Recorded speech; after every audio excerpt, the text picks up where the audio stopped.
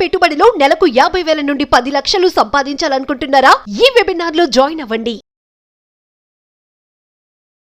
Hi hello నమస్తే, welcome back to Suman TV. ప్రస్తుతం మనతో పాటు ఉన్నారు బిజినెస్ ట్రైనర్ సునీల్ రెడ్డి గారు. నమస్తే సార్. నమస్కారం అండి. సార్, మనం కొన్ని బిజినెస్ వీడియోస్ చేస్తున్నాము, బిజినెస్ చేయాలనుకునే వాళ్ళకు కొన్ని ఐడియాస్ అయితే చెప్తున్నాం, ఇలా బిజినెస్లు ఉంటాయని చెప్పేసి ఈ బడ్జెట్తో చేయొచ్చు అని. మరి బిజినెస్ అనగానే ఇప్పుడు సాఫ్ట్వేర్ కానీ, ఐటీ కానీ, ఇంకా జాబ్స్ అంటే ఇవేనా? మామూలుగా మనం చూసుకుంటే అగ్రికల్చర్ వైపు వెళ్దాం కొద్దిసేపు. మనం ఫార్మర్స్, డెఫినెట్లీ రైతులు ఉన్నారు. ఇప్పుడు వాళ్ళు కూడా బిజినెస్ చేయాలనుకుంటే అసలు మన ముందు తరాల వాళ్ళకి వ్యవసాయం పట్ల అవగాహన కానీ, వ్యవసాయంలో కూడా బిజినెస్లు ఉంటాయి, వాటిని ఎలా మనం గ్రోత్ చేసుకోవచ్చు, దాంట్లో మంచి ఇన్కమ్ గెయిన్ చేయాలంటే ఒక్కసారి ఇవన్నీ పక్కన పెడితే ఫార్మర్స్ వైపు వెళ్తే మనము వాళ్ళకి సూట్ అయ్యే బిజినెస్ ఐడియాస్ ఏంటి? వాళ్ళు చేసే వ్యవసాయంతోనే బిజినెస్ చేయాలి అంటే ఏం చెప్తారు? చాలా మంచి క్వశ్చన్ అడిగారు మీరు ఇవాళ.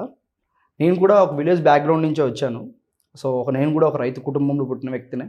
కానీ వాళ్ళ మనం ఏవైతే మనం బిజినెసెస్లో ఇన్వాల్వ్ అయ్యి మనం చేస్తున్న డిఫరెంట్ బిజినెస్ పరంగా మనం సిటీస్లో ఎక్కడెక్కడ సెటిల్ అవ్వడం, ఇక్కడ బిజినెస్లు చేయడం మనం మొదలుపెట్టాం. యాక్చువల్లీ అగ్రికల్చర్ అనేది ఈరోజు చాలా ట్రెండింగ్ ఉంటుందండి. చాలామంది ఏంటంటే ఓల్డెన్ డేస్లో రైతు లేకపోతే, బేసిక్గా మాట్లాడాలంటే రైతు అనేవాళ్ళు చాలా లో ప్రాఫిట్స్లో ఉంటున్నారు. ఇప్పటికి కూడా పండించే రైతు మాత్రం లో ప్రాఫిట్లో ఉంటున్నారు. కానీ పండించిన రైతు దగ్గర నుంచి ఈ కోల్డ్ స్టోరేజెస్, ఈ మార్కెట్ యాడ్స్ అంటాం కదా, అక్కడికి వచ్చిన తర్వాత అక్కడ నుండి బిజినెస్ పీపుల్స్ తీసుకొచ్చి దాన్ని రీటైల్ బిజినెస్ చేస్తుంటారు కదా. సో వీళ్ళకి ఎక్కువ ప్రాఫిట్స్ ఉంటున్నాయి, కానీ రైతుకి తక్కువ ప్రాఫిట్ ఉంటుంది. బట్ అట్ ఏ టైం ఇంకోటి ఏంటంటే, ఈ వ్యవసాయం చేసే వాళ్ళు కూడా క్రమేణా తగ్గుతూ వస్తూ ఉన్నారు. రాబోయే రోజుల్లో ఈరోజు నేను చెప్తున్న పాయింట్, వ్యవసాయానికి చాలా డిమాండ్ ఉండబోతుంది. ఎంత డిమాండ్ ఉండబోతుందంటే, ఎవరి ఫుడ్ కోసం వాళ్ళే పంట పండించుకునే రోజులు కూడా వస్తాయి. ప్రతి కుటుంబం పండించుకునే రోజులు కూడా వస్తాయి రాబోయే రోజుల్లో. ఎందుకు వస్తాయంటే, సో పాపులేషన్ మొత్తం ఎలా అయిపోయిందంటే, రైతు పని పక్కన పెట్టేసి అందరూ మేము సాఫ్ట్వేర్, ఇంకో జాబ్స్, అందరూ జాబ్స్లో సెటిల్ అయ్యారు. మీరు గమనిస్తే, నేను రీసెంట్గా ఫెస్టివల్కి మా విలేజ్ వెళ్తే అక్కడ చూస్తే ప్రతి ఇంటి నుండి అందరూ, ప్రతి ఒక్క అబ్బాయి సాఫ్ట్వేర్ వెళ్ళాలి, లేదా ఇంకోటి డిఫరెంట్ జాబ్లో ఉన్నారు. కానీ రైతు పని చేసే వాళ్ళు చూసుకుంటే చాలా తగ్గిపోతున్నారు. ఎందుకు తగ్గిపోతున్నారు అంటే, దీనికి one of the best reason ఉంది. ఎందుకంటే పంటలు సకాలంలో ఆ పంట నుండి సరైనటువంటి లాభం రాకపోవడం, సమ్ టైమ్స్ మంచి నీరు దొరకకపోవడం, సమ్ టైమ్స్ ఈ ప్రకృతి వల్ల వచ్చేటువంటి వైపరీత్యాల వల్ల అది పట్టే పంట నష్టం చాలా ఉంటుంది. ఈ తెగులు రావడం కానివచ్చు, ఈ పురుగు పట్టడం కానివచ్చు, ఇలాంటి చాలామంది ఉంటారు. కానీ ఈ బేస్ చేసుకొని సో మనం ఇది చేయలేము అని చెప్పేసి వాళ్ళు కొంతమంది ఏదో జాబ్ సైడ్ లేకపోతే ఇంకో కూలీ పనికి వెళ్ళడం ఇలా ఉన్నారు. కానీ నేను ఎవరైతే రైతులు ఉన్నారో వాళ్ళకి నేను ఒక మంచి బిజినెస్ ఐడియా చెప్పాలనుకుంటున్నాను. ఏంటంటే, బేసిక్గా ఇది అందరికి తెలిసిన విషయమే, కొత్తగా నేను క్రియేట్ చేసి చెప్పేదేం కాదు. ఇప్పుడు సిటీస్లో ప్రతి రైతుని ఇంటి నుండి ఒక పర్సన్ సిటీలో ఎవరో ఒకరు ఉంటారు. ఆ విలేజ్ మొత్తం నుండి, ఆ విలేజ్లో 10 మెంబర్స్ స్టూడెంట్స్ ఉన్నారంటే, ఆ 10 మెంబర్స్లో కనీసం 5 మెంబర్స్ బెంగళూరు, చెన్నైయో, హైదరాబాద్లో ఉంటున్నారు. కానీ వీళ్ళున్న స్టూడెంట్స్ ఉన్న ఏరియా కూడా అపార్ట్మెంట్స్లో వీటిలో దిగుతున్నారు కదా. నేనేం చెప్తానంటే, రైస్ పండించాడు అనుకుందాం, ఆ రైస్ని తీసుకెళ్ళి ఆ కోల్డ్ స్టోరేజ్లో స్టోరేజ్ చేసి దానికి లాభాలు వచ్చేందుకు వెయిట్ చేసి అమ్మడానికి ఎక్కువగా ఉంది. లేదు అంటే ఆ వడ్లని కొంచెం స్టోరేజ్ పెట్టేసుకొని దాన్ని ఎక్కువ రోజులు అయిన తర్వాత పాత వడ్లు అని చెప్పేసి మంచి డిమాండ్ రేటు ఎక్కువ ఉంటుంది. సో అప్పుడు వరకు వెయిట్ చేసి అమ్ముతుంటారు. ఓకే, అలాగే నేను ఏమంటానంటే, దీన్ని వీళ్ళు అఫిలియేట్ మార్కెటింగ్ సర్వీసెస్ లాగా ఉపయోగించుకోవచ్చు. ఓకే, ఈ రైసెస్ని, వాళ్ళు పండించే కూరగాయలని. ఎలాగంటే, ఇప్పుడు బేసిక్గా సిటీస్లో వీళ్ళ పిల్లలు ఎలాగో ఉంటారు కాబట్టి వీళ్ళు ఏం చేయొచ్చు అంటే, ఒక దగ్గరలో ఆ పిల్లల దగ్గరలో ఉన్నటువంటి ఒక 3-4 అపార్ట్మెంట్స్ అంటే ఆల్మోస్ట్ ఒక్కొక్క అపార్ట్మెంట్లో కనీసం 20-30 ఫ్యామిలీస్ ఉంటాయి ఈజీగా. సో అలాంటి ఫ్యామిలీస్ ఉన్నటువంటి అపార్ట్మెంట్స్కి వీళ్ళు ఎవ్రీ మంత్ రెగ్యులర్గా ఈ వెజిటేబుల్స్ కానివ్వచ్చు, ఏవైతే వీళ్ళు పండిస్తున్న పంటలో ఉన్నటువంటి ధాన్యం ఏదైనా కానివ్వచ్చు. ఇప్పుడు సొద్దలని బయట మార్కెట్లో క్వాలిటీ దొరుకుతుందండి, లేదు రాగులు వీళ్ళు ఏవైతే పండిస్తున్న పంట ఉందో డైరెక్ట్గా ఇక్కడ మార్కెట్లో వేయడం కంటే ఒక 2-3 అపార్ట్మెంట్స్ మాట్లాడుకొని మార్కెట్లో దొరికే రేట్కే ఆర్గానిక్ ఫుడ్స్ని వీళ్ళు సప్లై చేయగలిగారు అనుకోని హ్యూజ్ డిమాండ్ ఉంటుందండి. డైరెక్ట్గా పండించిన పంటనే. సో దీనికి ఆల్రెడీ వీళ్ళ పిల్లలు ఎలాగో సిటీస్లో ఉన్నారు.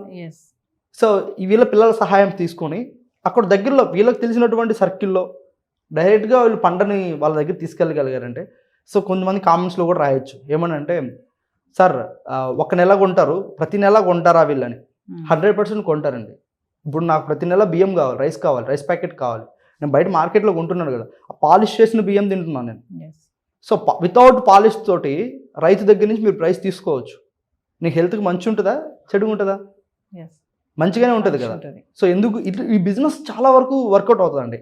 ఇంకా ప్రతి విలేజెస్లో మీరు ఎవరైతే ఉంటారో బిజినెస్ చేయాలనుకున్నారో వాళ్ళకి నేను ఇంకొక సలహా ఏంటంటే, మీ విలేజ్లో ఉన్నటువంటి పండించే పంటనంతా మీరు బిజినెస్ చేయాలనుకున్న వాళ్ళు ఒక స్టోర్ స్టార్ట్ చేయండి. ఒక స్టోర్, మీకు ఇన్వెస్ట్మెంట్ ఇంకేముంటుందండి? స్టోర్ స్టార్ట్ చేస్తే మీరే పంట పండిస్తున్నారు, మీ పంటే మీ ఇన్వెస్ట్మెంట్. మీ స్టోర్లో మీరు న్యాచురల్గా ఆర్గానిక్, ఇప్పుడు ఒక్కొక్క సీజన్లో ఒక్కొక్క పంట పండిస్తారు, వరి పండిస్తారు, రాగులు, సొద్ద, మొక్కజొన్న, ఇట్లా ఇవన్నీ. వీటితో పాటు ఏం చేస్తారు, ఆకుకూరలు రెగ్యులర్గా పండించే వాళ్ళు ఉంటారు, రెగ్యులర్గా వెజిటేబుల్స్ పండించే వాళ్ళు ఉంటారు. సో ఒక విలేజ్నే నమ్ముకొని మీరు బిజినెస్ చేసుకోవచ్చు. మీ విలేజ్ నుండే మీరు అఫిలియేట్ మార్కెటింగ్ సర్వీసెస్ ఆన్లైన్ ద్వారా కూడా డైరెక్ట్గా ఏముంది, ఇప్పుడు మీరున్న ఏరియాలో బస్ స్టాప్లో 100% ఉంటుందండి ఇది ఏఎన్ఎల్ సర్వీసెస్ ఉంది. ఆ సర్వీస్ ఉపయోగించుకొని కూడా మీరు మార్కెట్లో బిజినెస్ చేసుకోవచ్చు. వీళ్ళు ఏం చేయొచ్చు, వీళ్ళు పండించిన పంట ఏదైతే ఉంటుందో ఆ పంటని డైరెక్ట్గా కస్టమర్ ఇంటికి డెలివరీ చేయొచ్చు న్యాచురల్గా. ఇప్పుడు ఆల్రెడీ ఫార్మ్స్ చాలా వచ్చాయి. సో అలాగే మీరు పండించిన పంటని రైతు దగ్గర నుంచే కస్టమర్ కొనడానికి ఎప్పుడు ఆల్వేస్ రెడీగా ఉంటారు.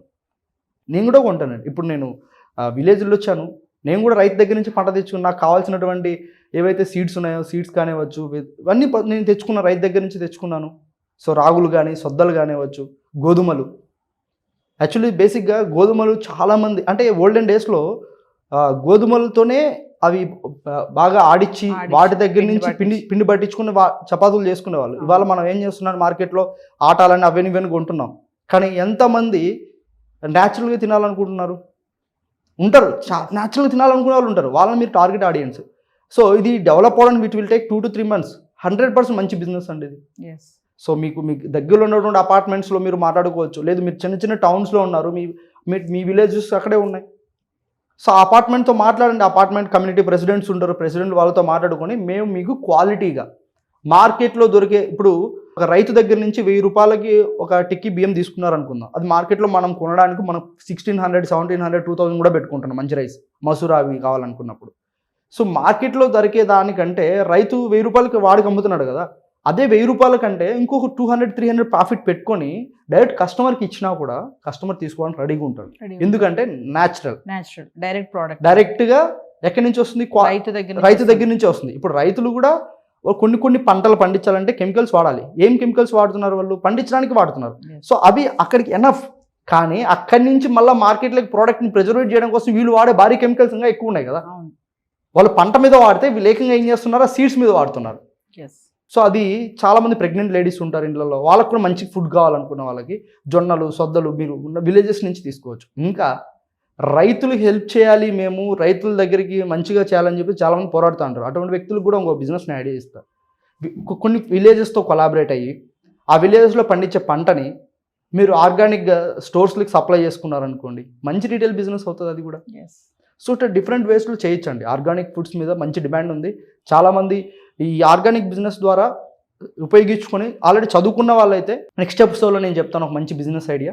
సో నెక్స్ట్ ఎపిసోడ్ కోసం వెయిట్ చేయండి. సునీల్ గారు ఒకసారి మన సెషన్స్ గురించి. మేము రెగ్యులర్గా చేస్తున్న సెషన్స్ ఎవరైతే అటెండ్ అవుతున్నారో ఇప్పటివరకు చాలా బెనిఫిట్స్ తీసుకుంటున్నారు. సో అందులో కంపెనీస్ ఎలా స్టార్ట్అప్ చేయాలి, బిజినెస్ని ఎలా బ్రాండ్ చేసుకోవాలి, 10x సేల్స్ కన్వర్జేషన్ ఎలా తీసుకెళ్ళాలి, డిజిటల్ మార్కెటింగ్లో ఎవరైతే ప్రాబ్లమ్స్ ఫేస్ చేస్తుంటారో ఆ ప్రాబ్లమ్స్కి simple techniques and simple solutions తోటి మేము కోర్సెస్ డిజైన్ చేయడం జరిగింది. అండ్ అప్కమింగ్ మన సెషన్ ఏదైతే జరగబోతుందో ఆ సెషన్కి మీరు రిజిస్టర్ చేసుకోండి. సో మీరు మంచి సబ్జెక్ట్ అండ్ నాలెడ్జ్ తీసుకోండి. అట్ ఏ టైం 10x మీ బిజినెస్లోకి గ్రోత్ తీసుకెళ్ళడానికి మేము సపోర్ట్ చేస్తాం. Thank you.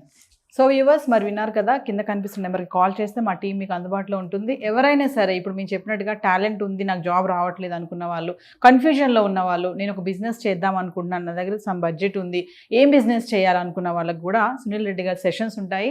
ఇంట్రెస్ట్ ఉన్న వాళ్ళు ఎన్రోల్ చేసుకోండి. కింద కనిపిస్తున్న నెంబర్ కాల్ చేస్తే మా టీం మీకు అందుబాటులో ఉంటుంది. మరొక వీడియోతో మళ్ళీ కలుద్దాం. This is Naveena signing off. Thank you.